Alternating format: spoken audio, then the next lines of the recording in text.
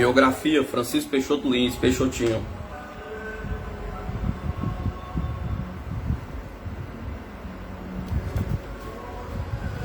Agora posso contar minha história.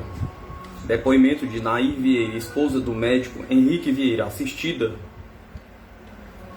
em reunião com Peixotinho em carta dirigida à confreira Carmen Felinto. Rio de Janeiro, 24 de maio de 1985. Querida Carmen, recebi sua carta no dia 8, no dia 14. Fiquei tão contente ao saber da justa homenagem que será prestada ao nosso Peixotinho.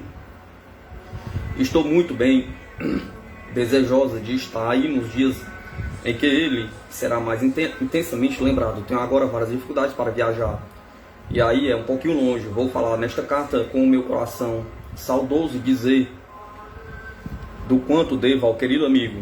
Enquanto vivo, jamais lhe dispensei elogios. Lembrava-me sempre das palavras de Erasto no livro dos Médios. Devemos também convir em que muitas vezes o orgulho é despertado no médio pelos que o cercam. Sem ele, se ele tem faculdades um pouco transcendentes, é procurado e gabado, e entra a julgar-se indispensável. Mais do que uma ocasião temos tido de deplorar elogios que dispensam a alguns médios com o intuito de os animar. Baby, sua esposa, tinha também muito cuidado com os elogios. Estávamos um dia conversando na cozinha.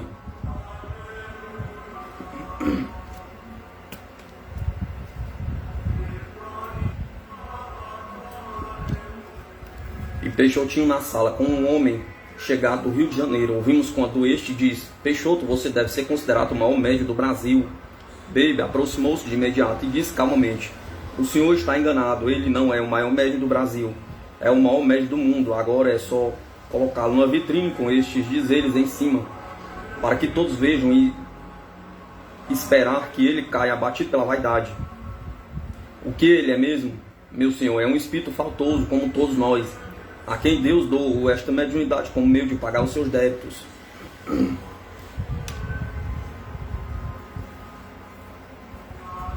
Agora que ele já está em outro plano, onde com certeza já fez o balanço da sua última existência, já ouviu seus desacertos e acertos, agora posso, sem medo de prejudicá-lo, contar a minha história, na qual ele foi parte tão importante pelo auxílio prestado. Em 5 de outubro de 1953, foi operado aqui no Rio de Janeiro. Pancreatite necrosante aguda, pontos de degeneração gordurosa no pâncreas. Fiquei em estado desesperador. Todos me cuidaram no hospital, foram de total desvelo. O cirurgião, colega e amigo de meu marido tudo fez para que me salvasse. Reconhecia, entretanto, ser meu caso extremamente grave, não podendo, por isso,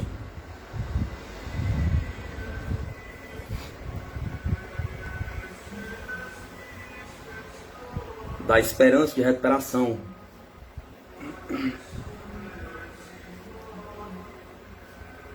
Achava mesmo que eu não sobreviveria àquela noite. Devo-lhe toda a gratidão pelos cuidados e pela amizade que nos demonstrou. Estive muito tempo internado, e quando voltei ao lar, meu estado era grave e inspirava muita preocupação.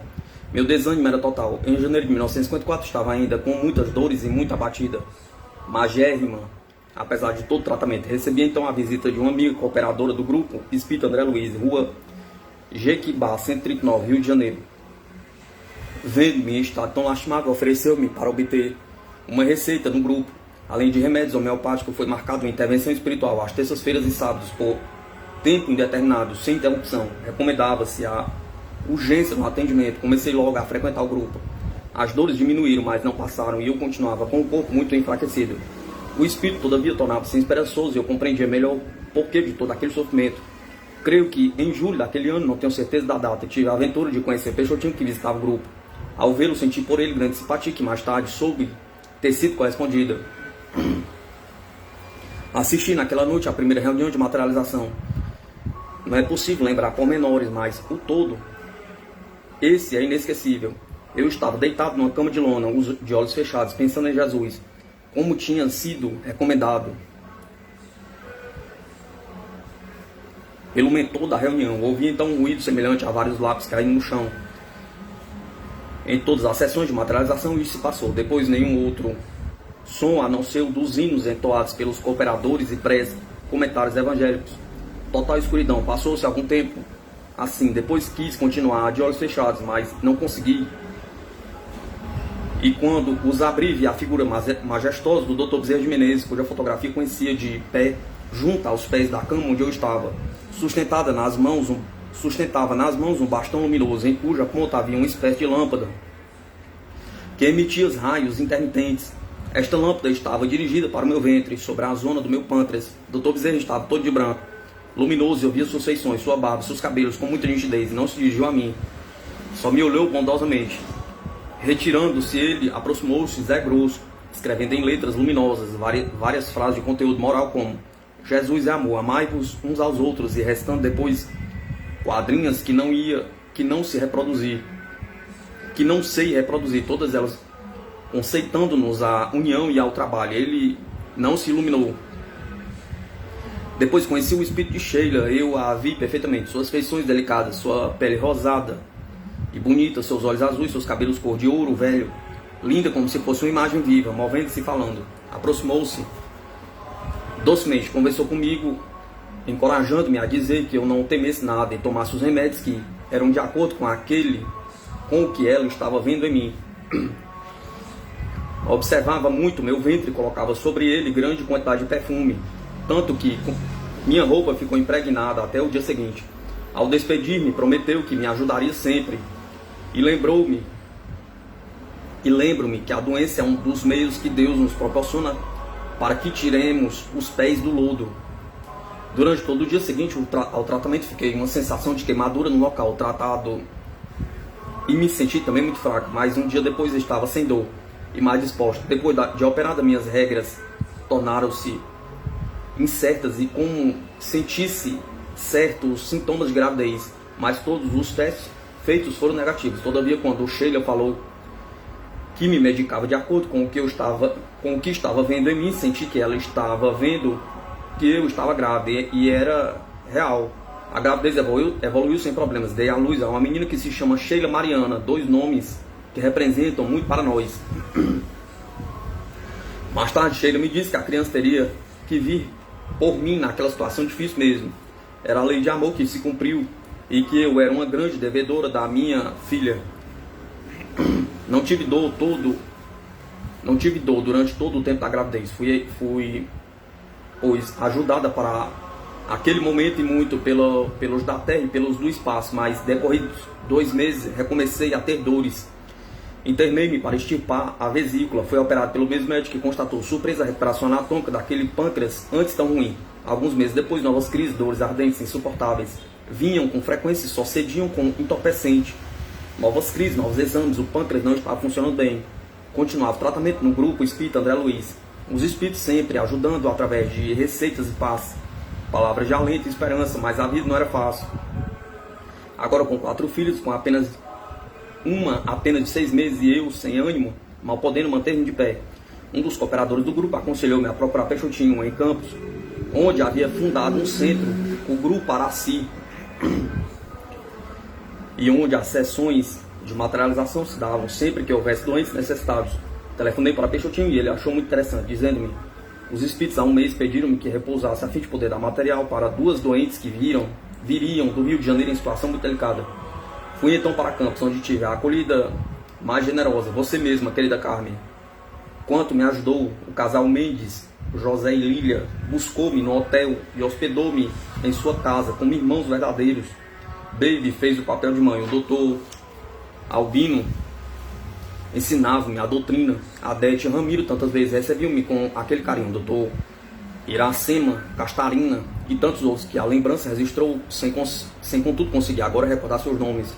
Gostaria de descrever com pormenores todas as sessões de materialização. Aqui assisti no grupo Araci. As dificuldades, porém, são muito porque não há ainda termos de relação com o nosso mundo e o espaço. Tudo aquilo que sente descrever, que tentar descrever, será sempre em termos de semelhança. Sei que os espíritos materializados tratavam-me a cada reunião correspondida A cada reunião correspondia uma grande melhora. O espírito chamado Dr. Garces era o responsável pelas aplicações feitas com o aparelho trazidos do espaço. Eu os via, mas não tenho como descrevê-los, emitiam luz e calor. Creio que este médico era também quem prescrevia as receitas. Não posso, porém, afirmar. Todos eram em escrita direta e assinados por Sheila. Geralmente, além da receita propriamente dita, vinham palavras de alento e esperança deste doce espírito que muito me ajudou.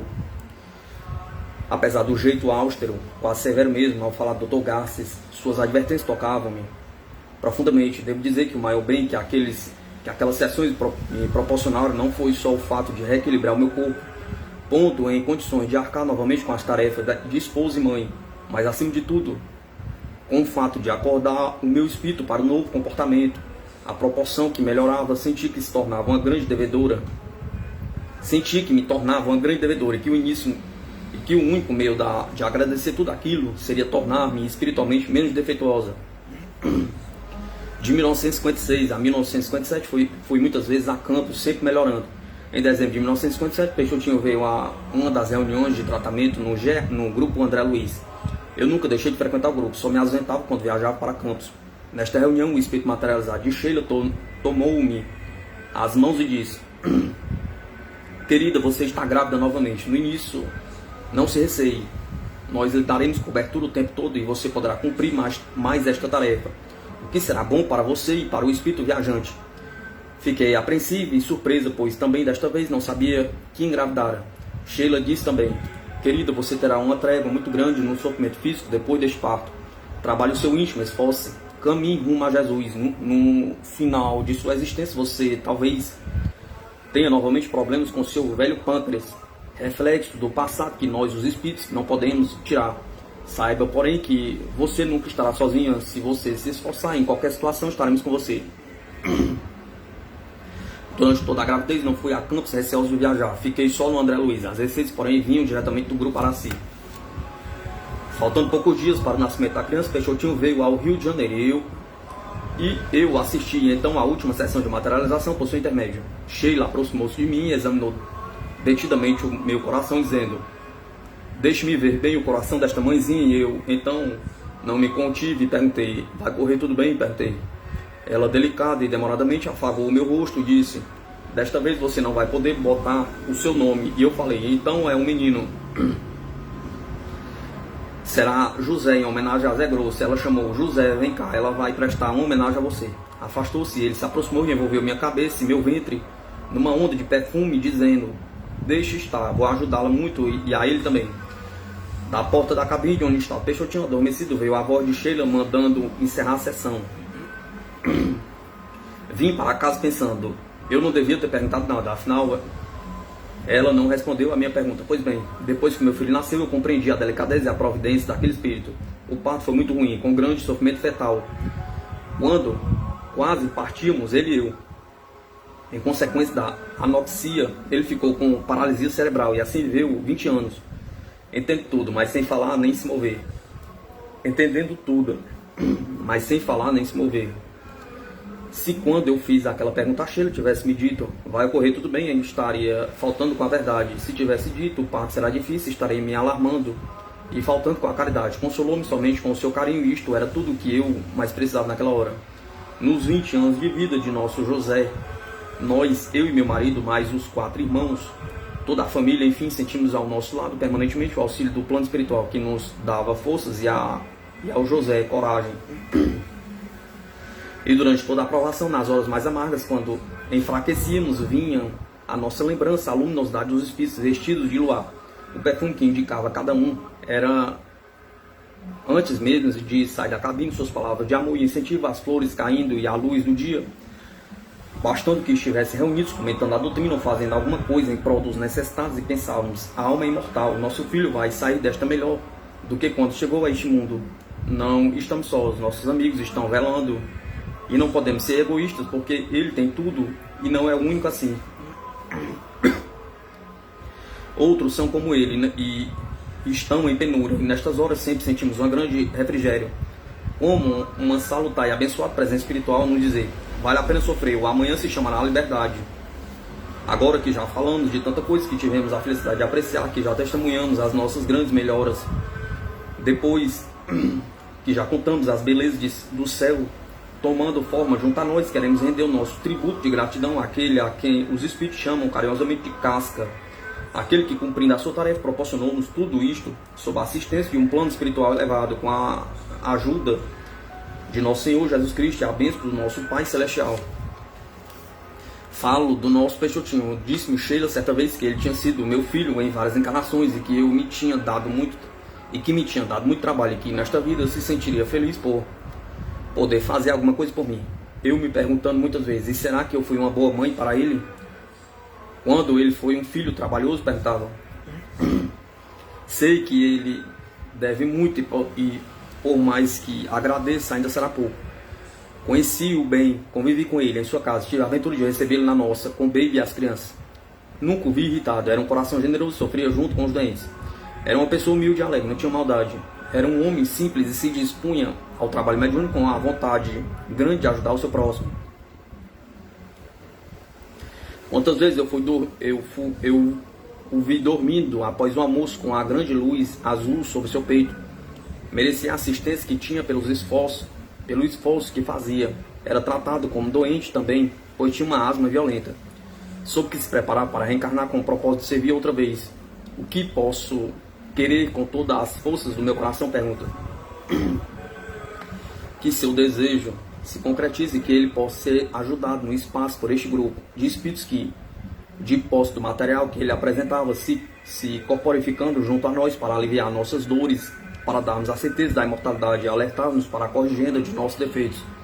A lembrança de nosso Peixotinho é uma lembrança boa, suave, terna, é inapagável, consistente, profunda, uma saudade quase tangível, como se ele estivesse novamente ao nosso lado, dizendo com aquele sorriso bom: benção, mãe, desculpa o trabalho que lhe dei. Respondo agora com o meu espírito emocionado: filho, Deus te abençoe, possas no porvir trazer as belezas do céu ainda mais perto de teus irmãos sofredores. Nunca, meu filho, vou esquecer o teu rosto abatido quando saías da cabine após a reunião.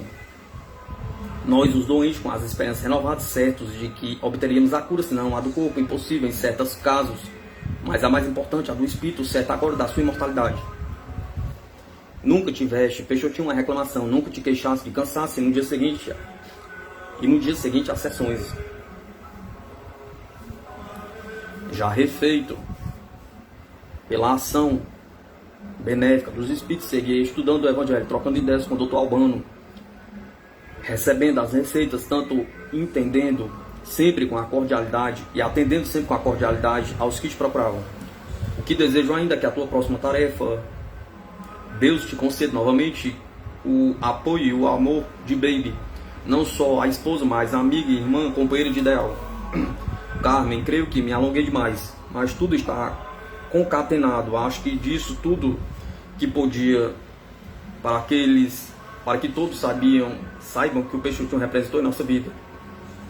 Se eu não estiver presente aí nas homenagens que lhe serão prestadas, você pode estar certo de que em espírito estarei juntinho. Se os filhos de Peixotinho aí estiverem, peço transmitir a todos uma grande saudade, um abraço muito apertado. Todos foram tão bons para mim. Peço que você escreva acusando a recepção desta carta e aceito desta amiga, que também muito lhe deve o afeto de sempre. Deus o abençoe. Paz, Nair. O Peixotinho que eu conheci. Depoimento da professora Maria Angélica Ribeiro Benjamin, da cidade de Macaé, estado do Rio de Janeiro. Em primeiro lugar, como via eu o homem Peixotinho. Era uma pessoa bem-humorada, gostava de contar casos, como quase todo nordestino fora de sua terra. Sua vida de casada era perfeita, vivia em plena harmonia com baby Benedita Vieira Peixoto. Morava nos primeiros tempos ao lado do Grupo Espírita Pedro, daí a facilidade que os companheiros encontravam para ampliar a convivência com ele e, de certa maneira, ajudar a espiritualidade a educá-lo para que se transformasse no médium que acabou sendo. Entre esses companheiros, recorda-me o irmão José Soares Garcia, que exercia sobre ele uma grande ascendência moral. Eu o vi pela primeira vez quando foi visitar Isabel, irmã do professor Aurélio Fernandes, espírita, que desencarnara precocemente, vítima de problemas cardíacos. A moça que era noiva do professor Aurélio, ele desencarnou 13 dias do casamento. passou a cultivar o hábito de visitar o cemitério do Santíssimo, onde estavam os despojos do ex-noivo em Macaé. Em todos os dias de finados, tratava-se de pessoa de grande fé católica. Testemunhei a esse respeito uma comunicação interessante, precisamente através da mediunidade de Peixotinho. A Aurélia, em espírito, veio a Isabel e lhe recomendou que não estaria no cemitério e que ela poderia continuar a orar por ele em qualquer lugar. Disse-lhe mais algumas palavras, aconselhou-a a levar uma vida normal, inclusive namorar e casar. Prometeu que as núpcias interrompidas por sua desencarnação seriam retomadas na espiritualidade. Passaram-se os anos e somente vim a reencontrar Peixotinho quando, em 1939, eu trabalhava na escola Garcês, que funcionava nas dependências do Grupo Pedro. A escola patrocinava aulas de primeiras letras aos filhos das famílias espíritas. Entre seus alunos estavam Gilbert, filho mais velho de Peixotinho, que deveria ter na época 6 anos e ostentava grande inteligência. Com ele também frequentava a escolinha Marli Ferreira, filha de Antônio A. Ferreira, Eldo e Lugamar, filho de Lucas e Guiomar Vieira, além de outros. Ainda sobre a escola, é interessante registrar que nela adotávamos o livro de Clóvis Tavares de Campos, Sementeira Cristã, voltado para as crianças de 1 e 3, de primeira a terceira série. Essa escola teve a duração de apenas 3 anos. A atividade de divulgação da doutrina espírita em torno do GE Pedro ia se desenvolvendo intensamente. Uma fase que hoje pode ser interpretada preparatória do primeiro grande período de produção mediúnica na área dos efeitos físicos, através de Peixotinho. Registra-se que dispunha ele de várias faculdades: vidência, psicografia, psicofonia, pneumatografia, escrita direta, efeitos físicos. Era ainda médio receitista de extraordinária espontaneidade. Grande foi o trabalho que serviu para lastrear a longa tarefa mediúnica de Peixotinho. Houve grande dedicação dos companheiros do Grupo Espírita Pedro, que atendiam disciplinadamente às recomendações espirituais. Muitas horas foram gastas de estudos, concentração, ampliação de convivência fraterna entre os componentes do grupo. Tudo como base para o trabalho que haveria de acontecer ao longo dos anos que se seguiram. Aquelas primeiras manifestações no início dos anos 30. Já nessa fase inicial pode ser mencionados inúmeros casos de cura. Lembre-me, por exemplo, de uma de nossas assistidas do bairro Cajueiros, onde havia uma grande comunidade pobre. Era conhecida essa senhora pelo nome de Marocas Jardim. Apresentava o ventre volumoso, era portadora de um tumor no útero. Ela foi operada mediunicamente, tendo ficado inteiramente curada. Muito tempo depois eu a encontrei saudável. Quando mencionei sua antiga doença, ela me mostrou sinais visíveis de 2 incisões que formavam uma espécie de V, convergindo para um umbigo. Curioso que, nesse caso, a doente apresentou realmente os sinais dos cortes cirúrgicos. Tendo recorrido a um dos farmacêuticos da cidade, com os curativos pós-operatórios. Essa senhora foi responsável pela educação de 9 netos. O pai das crianças, o professor César Jardim, do ginásio Luiz Reide, morreu prematuramente, deixando-nos órfãos os filhos. Pude entender então a presteza da espiritualidade em curar a referida senhora. Alguns casos pitorescos poderiam ser mencionados em relação à mediunidade de Peixotinho, como um encontro que teve em noite enluarada, quando servia na fonte de Santa Cruz, Forte de Santa Cruz. Estava ele de plantão, quando lhe apareceu uma jovem muito bonita. Ele a teria acompanhado até que, a certa altura, ela se voltou para ele exibindo uma caveira no lugar do rosto. Imagina-se o que teria acontecido com então o jovem soldado. Ainda no forte de tantas histórias, lembro-me de uma interessantíssima e muito apropriada: a personalidade brincalhona do médium. Chega ele ao dormitório, muito cansado, depois de um plantão, e verificava que todas as beliches estavam ocupados por espíritos. Procurou então um desocupado. Não tendo encontrado, pulou no meio de um deles, entre os espíritos que sua mediunidade revelava, e dormiu tranquilamente. Apoiado pelos companheiros encarnados, o médium dispunha também de grande orientação espiritual. Espíritos como Fonseca e Garcês, que lhe eram muito frequentes, o primeiro era mais amoroso e o segundo usava de mais rigor. Esta característica, aliás, ele a manteve durante toda a trajetória dos trabalhos mediúnicos do Grupo Espírita Pedro. Era Garcês o zeloso disciplinador de todo o grupo de trabalhadores. Alguns perigos também ocorreram com Peixotinho. Lembro-me de um episódio ocorrido ainda no grupo Espírita Pedro. Não era ainda a hora de fazer-se luz, e um colaborador inadvertidamente acendeu a luz do corredor ao lado da sala onde ocorriam materializações. Um espírito materializado retornou imediatamente à cabine e, por voz direta, recomendou assistência de passe no médium, que estaria em risco de vida, podendo até desencarnar. Seguiu-se uma vigília rigorosa. O médium apresentava sinais de grande desgaste, mas o grupo não se dedicava apenas às reuniões de efeito físico. Havia também os trabalhos desobsessivos, constantes em todas as casas espíritas cristãs. O caso que segue, pelos desdobramentos que produziu, merece registro especial. Maria Araceli era como se chamava, uma jovem de 16 anos, presumíveis, que residia em Niterói. Era presa de espíritos inferiores e chegou ao grupo Pedro em situação de grande sofrimento.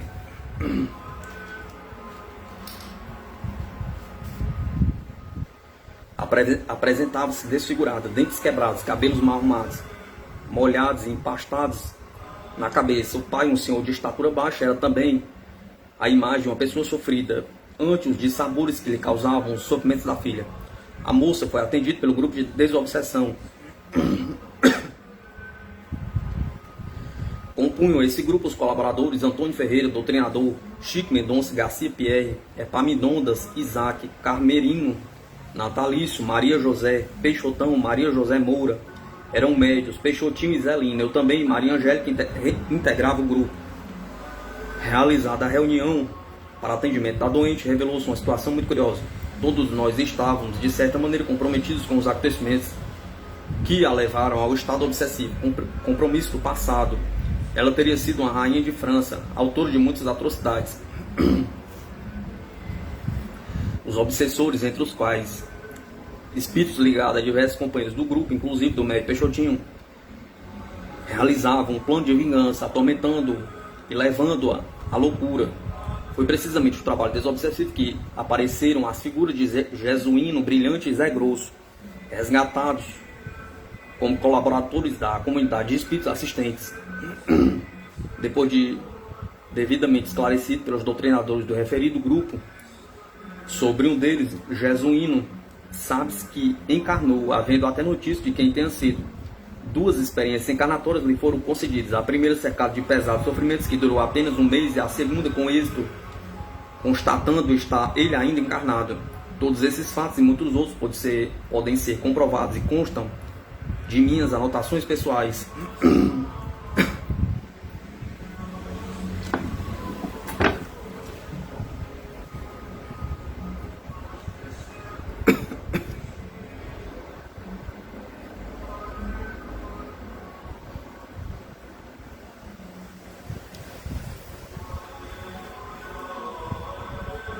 Carta de Chico Xavier a Peixotinho, de próprio punho, única resgatada de uma série de outras, provavelmente dispersas entre antigos confrades que colecionam essas e outras peças em seus acervos particulares. Pedro Leopoldo, 29 de maio de 1950. Amado filhinho, Deus te abençoe cada vez mais ao lado de Baby e das crianças, esperando que Jesus e a nossa querida Araci derrame muita paz e alegria em teu abençoado lar. Não sei dizer ao teu coração de minha profunda e intraduzível alegria com a tua vinda até nós, e agora que voltaste, o júbilo da alma se converteu em uma grande e indivisível saudade. Felizmente, porém, filho de meu coração, o Senhor não nos deixa órfãos de esperança, e meu íntimo permanece a certeza de que nós nos reencontraremos muito em breve, não é? Pergunta. Ainda estamos nos deslumbramentos que nos trouxeste. Não imaginais quanto ânimo recebemos com a tua visita. A tua cooperação é sempre uma bênção. A materialização das belezas espirituais que te acompanham, a alma linda, nos deixou reconfortados para muito tempo. Ainda ouço as vozes benditas de nossos amados benfeitores, Nina, Sheila e José Grosso, à frente de todos, exortando-nos à caridade e à luz com o nosso Divino Mestre, e meditando nos ensinamentos, nas dádivas recebidas por nós, por teu intermédio. o pranto de gratidão me banha os olhos. E em reparando o teu sacrifício, o sacrifício de nossos protetores em nosso favor. Pede a Jesus por mim, meu caro filhinho, a fim de que eu possa cumprir os meus deveres sem ofender tanto ao alto, como tenho ofendido. Conto em ti, em nossa querida baby, e na oração dos teus filhinhos, as flores amorosas do teu santo jardim. Tenho sentido imensa saudade de tua presença e penso no futuro, quando espero poder passar algum tempo ao teu lado. Quando receberei semelhante graça? Pergunta. Diariamente roga a nosso Pai, me ajude a merecer esta felicidade. Meu filhinho, eu tenho tanta saudade de Nina que, apesar de eu ter aqui o retrato dela, muito desejaria obter através da tua mediunidade. Com o concurso dos teus protetores, achais que isso tem cabimento? Pergunta. Peço essa alegria à nossa Nina, como se ela fosse minha filha de coração. Também, quando me deres o prazer de tuas notícias, peço-te falar-me dela, de Sheila e de José Grosso, que representa para mim bendita trilogia de amor espiritual. Algum ensinamento ou conselho deles, alguma observação, tudo para mim é importante. Sem me esquecer de nossa sempre lembrada Araci, que é para mim uma estrela de amor celeste. Conto com as tuas cartas e com as cópias dos ensinos que os nossos protetores aí proporcionaram.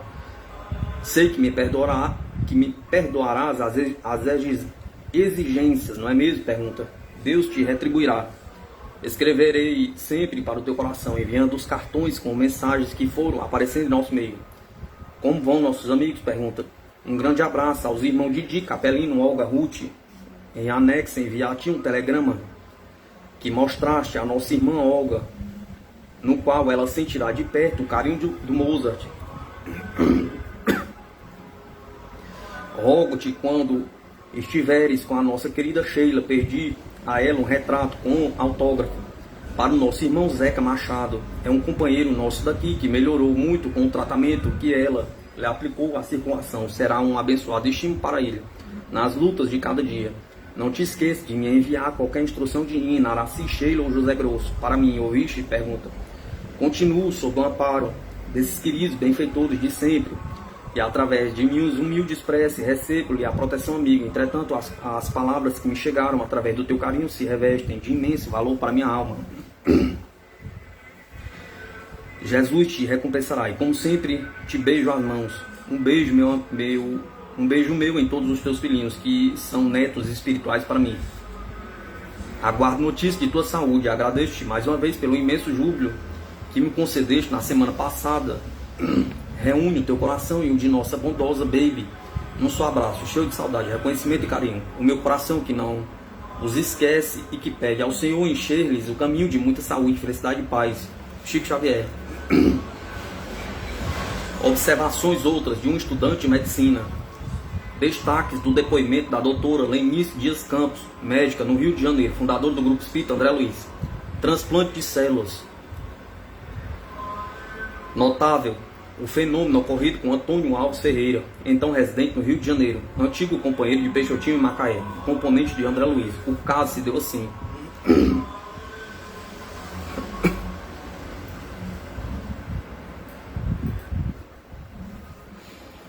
Peixotinho dormia, baby cuidava do seu serviço da casa. A certa altura ela assomava ao quarto e percebe sobre o peito do marido uma placa estranha com a inscrição: médium em serviço, trabalha por Ferreira, que acaba de ter um AVC. Obediente, baby suspende o que vinha fazendo, pega o evangelho e começa a fazer ambiente para facilitar o trabalho da espiritualidade. Ferreira curou. Teria havido um transplante de células, fenômeno raríssimo, mas não singular, já que se registrou uma segunda ocorrência durante o mediunato de Peixoto. Transparência. Peixoto estava transparente na qualidade de estudante de medicina. Lenice era frequentemente convocada à cabine, com o fim de observar os processos utilizados pela espiritualidade. Certa vez foi chamada em companhia da irmã Laís de Ferreira. Os três ingressaram na cabine, onde puderam testemunhar um fenômeno também muito raro. O médium estava com um tamanho reduzidíssimo, além de mostrar-se inteiramente transparente. Nesse dia, o médium teria demorado a voltar ao estado normal, preocupando a todos. Nessas ocasiões, a espiritualidade pedia muita concentração para evitar acidentes irreversíveis com o médium. Rigor. Grande era o rigor quanto aos frequentadores das reuniões de materialização. 3 dias antes de cada reunião, nada de carne vermelha, nem mesmo frango. Permitia-se peixe, naturalmente legumes e frutas. Bebida, nem mesmo pequenos aperitivos. Quanto ao fumo, não era permitido o acesso de fumantes a esse tipo de reuniões. O médio era pesado antes e depois de cada trabalho, observando sempre a perda de peso. Os papéis colocados à disposição dos espíritos para a escrita direta eram cuidadosamente rubricados por 3 participantes diferentes para afastar a possibilidade ou a alegação de fraude. Um caso raro.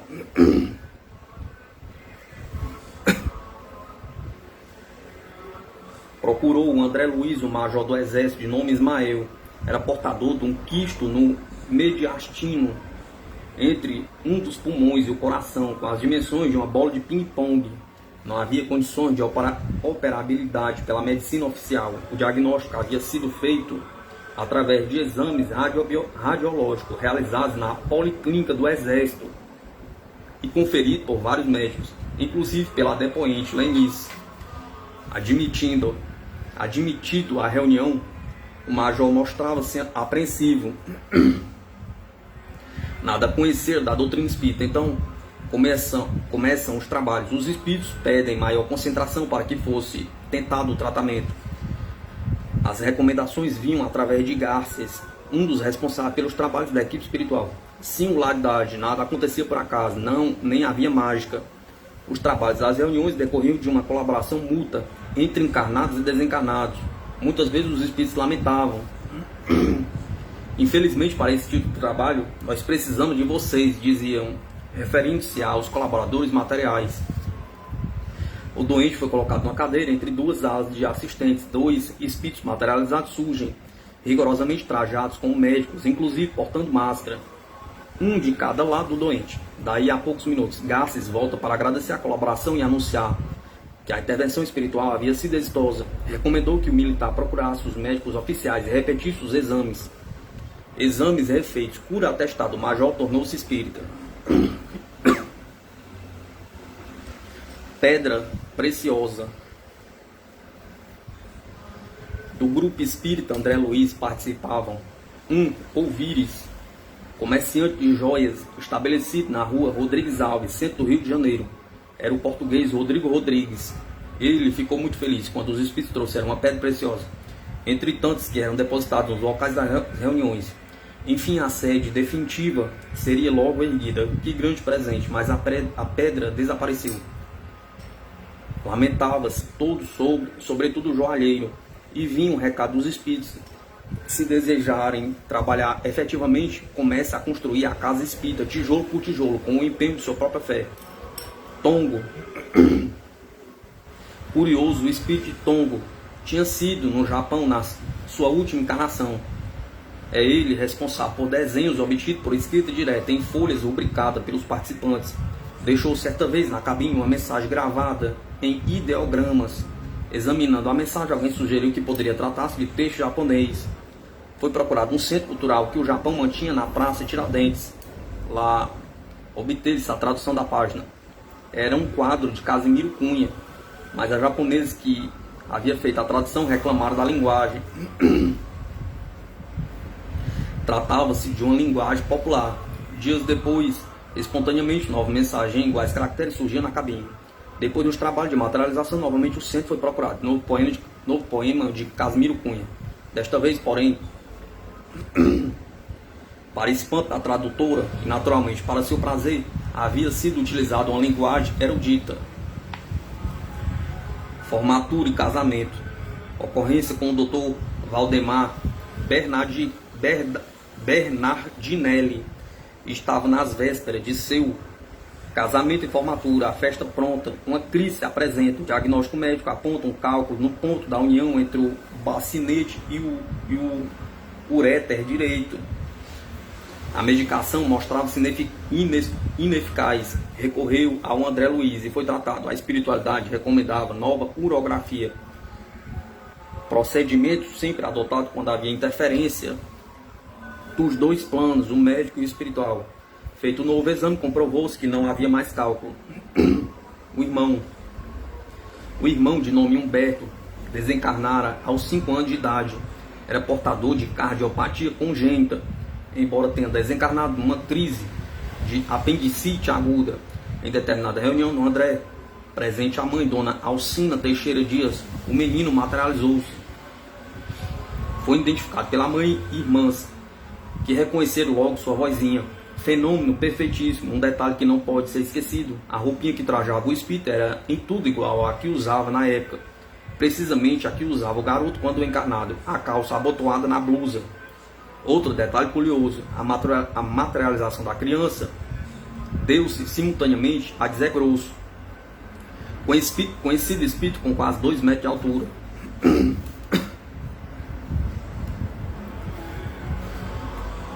A seguir lhe veio uma paralisia que o prostou por 6 meses sem que a família procurasse os recursos do espiritismo. Era católica praticante e temia envolver-se com o espiritismo. Contudo, um dia, a ativa e a bem-negada Federação Espírita Cearense envolveu confrades com passes e preces, o libertaram da falsa enfermidade. Foi então que começou seu aprendizado na doutrina espírita, sendo Viana de Carvalho um dos seus abnegados orientadores. Artigo publicado em Um Reformador, revista da Federação Espírita Brasileira, número de agosto de 1966, Peixotinho. No dia 16 de junho de 1966, na cidade de Campos, estado do Rio de Janeiro, deixava o corpo físico e desta vez definitivamente o famoso e evangelizado médium espírita Peixotinho. A Federação Espírita Brasileira, o Conselho Superior da FEB e o Conselho Federativo Nacional se fizeram representar pelos confrades Paulo Afonso de Farias, José Salomão Mishari e Abelardo Hidalgo Magalhães, respectivamente. Ao sepultamento ocorreram centenas e centenas de confrades dos mais diversos pontos do país. Francisco Peixoto Lins, o Peixotinho, teve ação destacada no movimento espírita brasileiro, já por suas excepcionais qualidades mediúnicas, principalmente no que tange às materializações, já pelo seu comportamento moral como homem de bem. Desarte. Não poderíamos deixar de consignar alguns dados biográficos desse companheiro, dados que nos foram fornecidos pelo seu filho, Dr. Gilbert Vieira Peixoto Telhos. Peixotinho, como todos o conheceram, nasceu em 1º de fevereiro de 1905, na cidade de Pacatuba, estado do Ceará, filho de Miguel Peixoto Lins e Joana Alves Peixoto. Embora nascido em 1905, com efeito do registro civil e desarte para todos os efeitos da vida material, seu nascimento se deu em igual na data do ano de 1907. Passou sua infância em Fortaleza, cercado pelo afeto dos tios. Eis que muito cedo sua mãe deixou o plano terrestre. Iniciou sua educação em um seminário. Nessa ocasião lhe vieram dúvidas sobre a existência de Deus, pois seu espírito não aceitava as explicações que recebia para justificar as diferenças sociais tão marcantes no Nordeste. Naquela época, tão mais sofredor que hoje. Também não aceitava as justificações que lhe ofereciam para o nascimento dos anormais.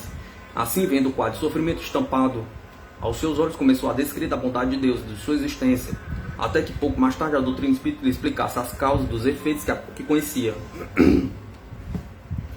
Aos 14 anos de idade, com um destemor próprio do cearense, talhou para uma vida de sacrifício. Deixou sua terra em busca do Amazonas, aquela época o Eldorado do nordestino. Durante 2 anos trabalhou na extração de borracha nos seringais amazonenses, enfrentando, além da solidão, os perigos normais da região e a exiguidade de recursos da época. Retornou ao Ceará e aí na terra de Bezerra de Menezes surgiu sua mediunidade em forma obsessiva. Pois no início era envolvido pelos espíritos sofredores que o faziam um valentão. Apesar de seu físico infantil, era dono de grande força de vontade, sabendo o que lhe poderia fazer os obsessores, procurou reagir, não saindo de casa. Isso depois de um episódio que, após travar a luta com vários homens, foi transportado para uma praia deserta e distante, fisicamente ileso. Mas os espíritos das trevas não desanimaram ante sua disposição de não sair de casa. Vindo-lhe então um caso de desprendimento, sendo considerado morto, estado que despertou após mais de 20 horas de amortalhado. A seguir lhe veio uma paralisia que o prostou por 6 meses, sem que a família procurasse os recursos do espiritismo. Era católica praticante, temia envolver-se com o espiritismo. Contudo, um dia a ativa e abnegada Federação Espírita Cearense enviou confrades a visitá-lo, e esses companheiros, com passos e preces, o libertaram da falsa enfermidade. Foi então que começou seu aprendizado na doutrina espírita, sendo Viana de Carvalho um dos seus abnegados orientadores. Em 1926 veio para o Rio de Janeiro, então capital da República, e se apresentou para servir no Exército, na Fortaleza de Santa Cruz. Posteriormente foi transferido para Macaé, no estado do Rio de Janeiro. Foi em Macaé que propriamente iniciou sua prestação de serviço ao Espiritismo, tendo aí com um grupo de irmãos, vários dos quais já no plano espiritual, fundado o Grupo Espírita Pedro. Também em Macaé, em 1933, constituiu família, contraindo matrimônio com Benedita Baby Vieira Peixoto. Sua vida militar foi intercalada de transferências, mas para onde era transferido, fixava a residência com a família, e ali fundava um posto de receituário homeopático. Assim foi em Ibituba, Santa Catarina, Santos, Rio de Janeiro, Campos, etc. Em 1945 foi transferido de Imbituba para Fortaleza de São João, no Rio de Janeiro. Novamente no Rio de Janeiro encontrou-se com vários amigos, entre os quais Antônio Alves Ferreira, velho confrade do Grupo Espírita Pedro, em Macaé, nessa época já residindo no Rio de Janeiro.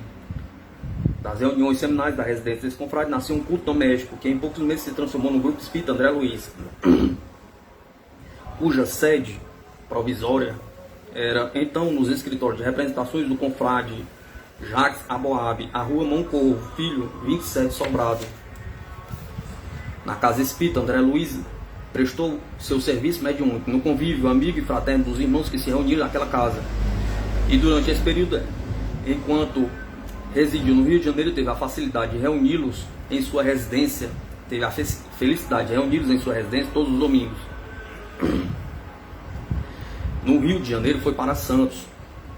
Do Rio de Janeiro foi para Santos, isso em 1918. Em Santos frequentou o Centro Espírita Ismênia de Jesus. Foi em 1918, antes de mudar para Santos, que se deu o seu sonhado encontro com Franciscano Xavier. Muitos encontros se sucederam em Pedro Leopoldo, junto ao aconchego carinhoso de Chico. Várias foram as reuniões de materialização e de tratamentos realizadas. Grande número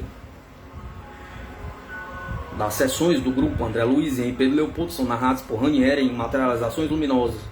Transferido para Campos em fim de 1940, iniciou seu serviço no grupo Espírita Joana d'Arc. Pouco depois, com o crescimento da frequência no culto doméstico que fazia para seus familiares, nasceu o grupo Espírita Nasci, seu guia espiritual, que na última encarnação fora sua filha. Ao grupo Araci dedicou seus últimos anos da vida terrena. Apesar de sua eficiência no receituário, foi um sofredor, portador de asma, e que compreendia ser essa a sua provação. Apesar de todos os sofrimentos, era alegre e brincalhão, e por muitos considerado uma criança grande. Como médio, soube viver sem nunca comerciar seus dotes mediúnicos. Viveu pobre exclusivamente dos seus vencimentos de oficial de reserva do Exército. Reformado que foi do posto de capitão, manteve sempre grande zelo pelos princípios esposados por Kardec, fazendo por onde nos grupos ou centros por ele fundados. Nunca existiu intromissão de rituais ou quaisquer influências alheias à doutrina do codificador. Dedicou-se muito ao tratamento de casos de obsessão, chegando mesmo a por várias vezes levar doentes ao próprio lar, onde hospedava junto de sua família. Passou por testemunhos sérios e sofreu ingratidões que soube perdoar, não desanimando nunca de servir. Desencarnou às 6 horas da manhã do dia 16 de junho de 1966, em Campos, cercado do carinho da família.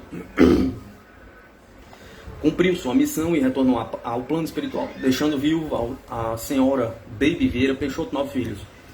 Este é o companheiro que partiu para a grande pátria, honrado pelo seu trabalho, deixando, é bem verdade, a saudade nos corações de quantos tiveram a felicidade de conhecê-lo pessoalmente. Mas bem maior é a alegria dos planos maiores da espiritualidade, em recebê-lo na condição de servo fiel. Que os pensamentos de todos os espíritos cristãos de nossa terra possam elevar-se a Deus e a Jesus em benefício do nosso querido irmão Peixotinho.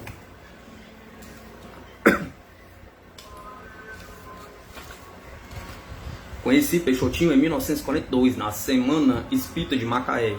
Aqui compareci pela primeira vez. Depoimento da professora Maria Amélia Ribeiro de Castro. Naquela época, Macaé era uma cidade pequena e aprazível. Os espíritas formavam uma família maravilhosa, na simplicidade fraterna, na união e afeto. Eu me aproximei da doutrina em busca de explicação sobre a vida, a morte e o sofrimento, que em vão procurando nas obras do catolicismo e da igreja evangélica. A leitura do livro dos espíritos bastaram-me. Aceitava que era assim, apenas não sabia que aquilo era o espiritismo. A verdade guardava em meu íntimo, pelas lembranças de outras vidas, ressurgia. Tornei-me espírita aos 22 anos, começando a dar aulas de moral cristã às crianças e a fazer comentários evangélicos. Assim, convidada pelos confrades de Macaé, fui até aquela cidade que passei a frequentar assiduamente, já que as afinidades profundas me ligavam àqueles que ali também propagavam a nossa doutrina. Antes de narrar os fenômenos maravilhosos que presenciei através da mediunidade de Peixotinho, sinto-me na obrigação de falar da criatura que era o nosso irmão. Para aqueles que não tiveram a aventura de o conhecer naquela época, é bom que se retrate o homem que era o médium. Simples e sincero, jamais ouvi uma palavra de crítica ou censura a quem quer que fosse. Jamais queixou, alardou seus dotes ou deixou transparecer vaidade ou orgulho. Ao seu lado, Baby, a companheira amiga dedicada e esclarecida, meu coração não pode separar um do outro. Ela era o esteio, o estímulo, a irmã amiga, compreensiva e encorajadora. Revejo-os como há tantos anos atrás. Ele, franzino pequeno, ela com o cabelo liso caído sobre a face, os olhos buliçosos, o sorriso permanente brincando com todos. Terminada a semana espírita, atendendo a gentil convite, ali fiquei mais alguns dias, tendo a oportunidade de assistir às reuniões mediúnicas. Em diferentes fases, participei das reuniões com Peixotinho, nesta fase inicial em Macaé, mais tarde no Rio de Janeiro, quando da fundação do Centro Espírita André Luiz. Eu morava em Campos, mas todas as vezes que vinha ao Rio de Janeiro participava das reuniões, realizadas na época num depósito de fazendas do grande amigo senhor Jacques Aboab. Em outra época, participei de algumas reuniões em Campos, na Escola Jesus Cristo, de cuja diretoria eu fazia parte, e finalmente na Fazenda São José de Floresta, também em Campos. Quando o médium atendeu ao pedido da confreira Sirene Batista para tentar o tratamento para sua irmã enferma. Em 1952 transferi minha residência para Niterói, não tendo mais contato direto com Peixotinho, que permaneceu em suas tarefas em Campos, fundando o Grupo Espírita Araci. Dessa última fase, outros poderão testemunhar com mais segurança. Em Macaé, as reuniões eram realizadas no Centro Espírita Pedro, sede antiga, em pequena sala, na obscuridade. O médium deitava-se numa parte da sala, separada por cortina da outra parte, onde ficavam os assistentes, sentados em banco comprido de madeira, sem encosto. Lembro-me desse particular, porque eu estava na última fileira. Eram 2 ou 3 fileiras. E me encostava à porta de passagem para o hall. No hall havia uma porta de pequeno aposento denominado farmácia, onde eram guardados os produtos homeopáticos, balancinhas, pesos, etc. Cito esses pormenores porque será interessante conhecê-los para se entender o fenômeno narrado adiante. Do outro lado do hall ficava o salão de palestras. Devo esclarecer que as sessões transcorriam em ambiente de completa paz, dando-me uma sensação de plenitude, de segurança. Jamais tive qualquer impressão de medo. Havia luzes. No escuro do ambiente surgiam focos de luz, ora com globos, ora como listras, riscando a sombra. Poderiam ser azuis, prateados ou dourados. Vinham as vozes diretas, não através das cordas vocais do médium, mas de um ponto qualquer da sala. E tinham timbres diferentes. Lembro-me da entidade José Grosso, com seu vozeirão. Chamou-me certa vez: Maria Amélia, peço o que você quiser para eu trazer. Respondi-lhe: meu irmão, eu estou tão feliz, não quero mais nada. Na verdade, eu estava muito contente, meu irmão, ligado a mim por séculos de convivência. Foi visitar-me em Macaé. Eu conseguira consentimento para que participasse da reunião. Isso me alegrava sobremaneira. Ele estava sentado ao meu lado. Mas o espírito de José Grosso insistiu: pede alguma coisa. Como gosto muito de flores, ninguém poderia adivinhar o que eu pediria. Daí a instante caíram nas minhas mãos, no meu colo, rosas, dálias, flores naturais, orvalhadas ainda. Elas vinham horizontalmente através das primeiras fileiras de bancos e caíam onde eu estava. Meu irmão segurou a rosa que caiu em meu regaço, dizendo: essa eu vou ficar com ela. Ninguém se mexeu para abrir-se a porta que eu teria que levantar, pois, como disse, atrás estava encostado na mesma. Continuaram os aportes, pedrinhas, água de vixe. Certa vez trouxeram pezinhos de metal da balancinha da farmácia, cuja porta para o hall estava fechada, e as chaves com vovó. conhecida e querida figura espírita de Macaé daquele tempo. No dia seguinte, quando lhe mostramos os pesos, assustou-se, perguntando: quem tirou daqui? Apanhou a chave que guardava consigo, abriu a porta e os pesos realmente haviam desaparecido da farmácia. Havia os trabalhos em parafina, modelava-se mãos e pés. Guardei durante algum tempo 2 mãos entrelaçadas que me ofertaram, bem como outras isoladas. Seria impossível alguém fazer aquele trabalho sem queimar suas mãos na parafina fervente. Faziam pezinhos de criança ofertados a mão saudosa que reconheceu o molde do seu filho, que partiu da terra e veio consolá-la. No Rio de Janeiro participei de algumas reuniões, sobre as quais escreveu nosso confrade Ranieri em seu livro Materializações Luminosas. Citarei alguns fatos que me dizem respeito mais de perto. Certo dia era aniversário de Nina Aroeira, fundadora espírita da Escola Jesus Cristo em Campos, onde eu dirigia a casa de criança. À noite houve reunião. Comprei uns lindos crisantemos grandes. Levei e coloquei na sala. Quando ela se materializou e chegou perto de mim, disse-lhe: Nina, trouxe-lhe uns crisantemos de presente. São meus? Perguntou. Respondeu-me: então vou levá-los. Na hora não refleti sobre a resposta. Ao término da reunião as flores haviam desaparecido. Ela as levou e nunca mais voltaram. Mas o lenço voltou. Eis a história do lenço. O espírito Sheila costumava materializar-se e perfumava o ambiente. Uma noite tirei um lencinho da bolsa, lenço comum de algodão. Coloquei na mesa e falei: Sheila, gostaria que você perfumasse meu lencinho. Está bem, falou ela. Terminada a reunião, que tristeza. O lenço que eu supunha receber perfumado desapareceu. Refleti: na verdade eu não mereceria, que pretensão. Passaram-se meses. Peixotinho foi a Campos e participava de algumas reuniões na Escola Jesus Cristo. Ouço a voz do espírito Sheila a dizer-me: trouxe seu lencinho de volta. Quando me acenderam as lâmpadas, encontrei o lenço perfumado, mas por acréscimo de misericórdia em cada canto havia escrito uma palavra: paz, amor, fraternidade e união. E os autógrafos do espírito Sheila e Nina. Guardei a relíquia comigo. E indo a Pedro Leopoldo, certa vez mostrei a Chico Xavier, que desejou ficar com ele por uns tempos. Mais tarde foi-me devolvido. Há alguns anos presenteei-o à mocidade do Centro Espírita em Mancheira, em Niterói. Na reunião do Rio de Janeiro, as materializações eram lindas e foram realizadas como tratamentos e cirurgias.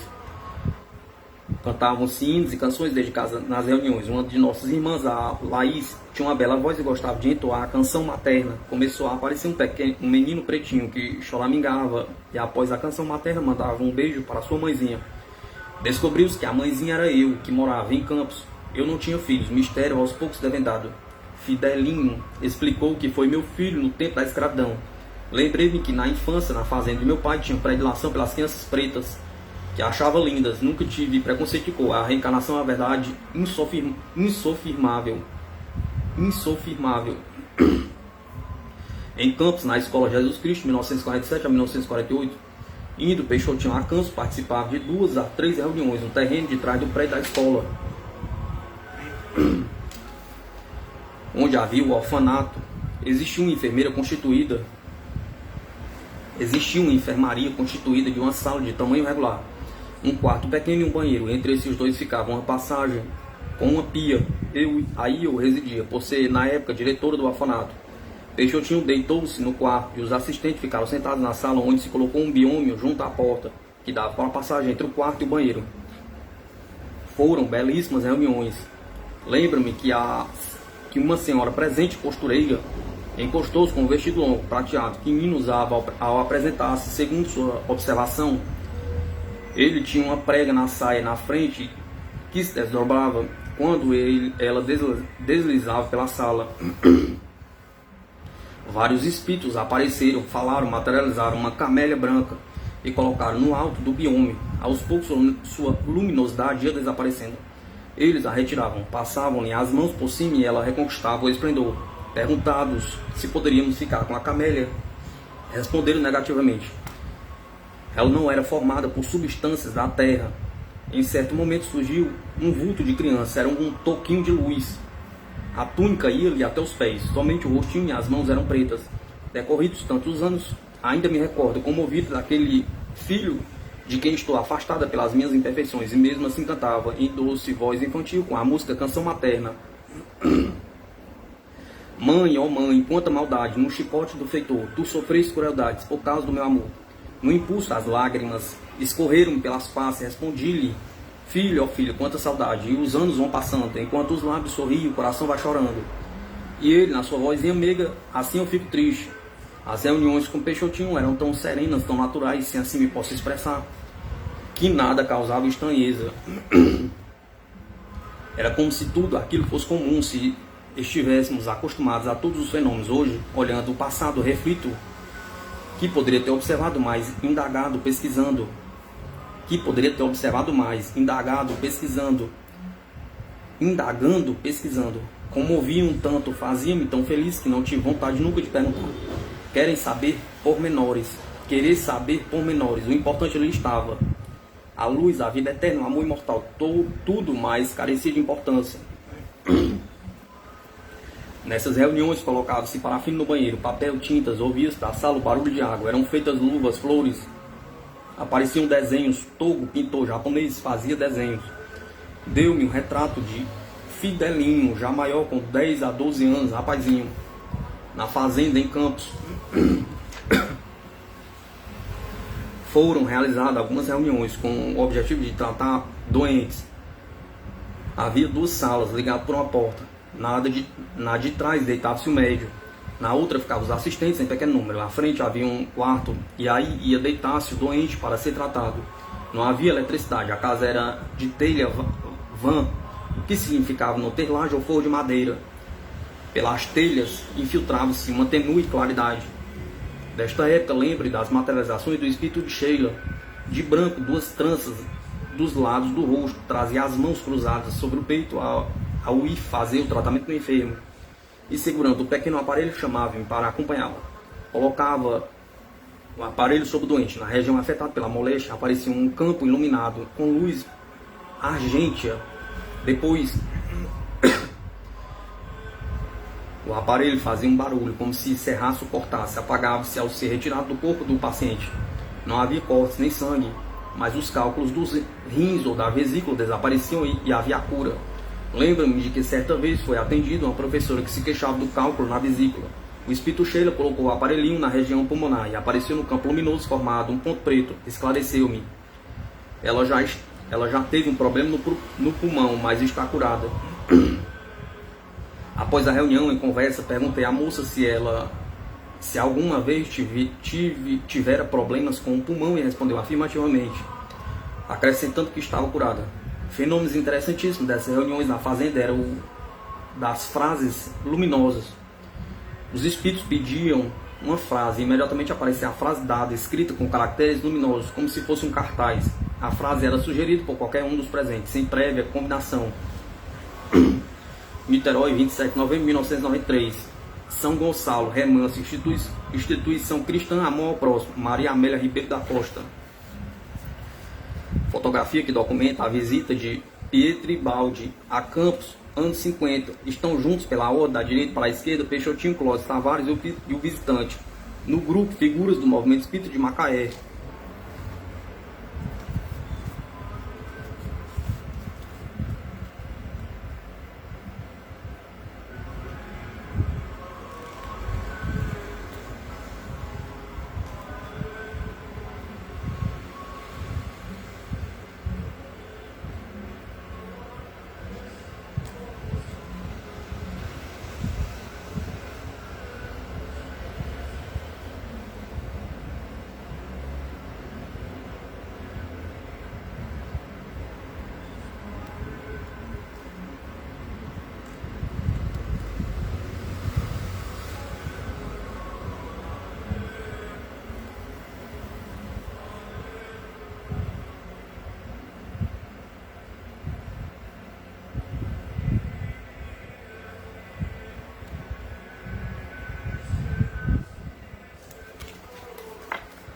Biografia do médico Francisco Peixoto Lins.